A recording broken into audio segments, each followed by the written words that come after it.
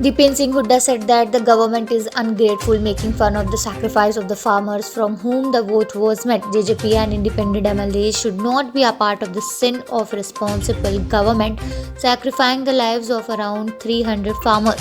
JJP and independent MLAs seeing their future vote against the government in a motion of no confidence on the voice of conscience. 100 days of Kisan agitation completed, Dipen Singh Hooda remain among farmers even today. Trinamool Congress has already announced its list of 291 candidates for the Bengal Assembly elections. BJP to release its first list of 57 candidates at a press conference in New Delhi on Saturday.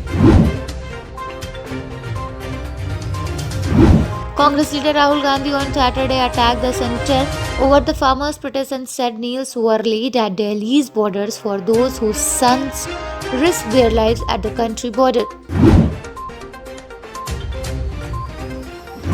Uttar Pradesh Chief Minister Yogi Adityanath on Saturday made a delegation of farmers from western Uttar Pradesh at his government residence and said the new farm laws are enacted with the objectives to double the income of farmers. India beat England by an innings and 25 runs to win the 4-Test series 3-1 in Ahmedabad on Saturday. Former TMC MP Dinesh Trivedi on Saturday joined the BJP in the presence of party president JP Nadda and Union Minister Piyush Goyal.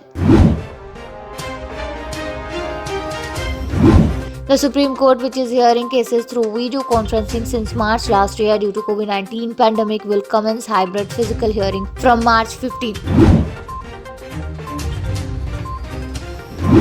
On completion of 100 days of the farmers, Stir Punjab Balbir Singh Rajewal on Saturday said the farmers are ready for the next round of dialogue with the central government, but they will not accept the 3 continuous farm laws with modification.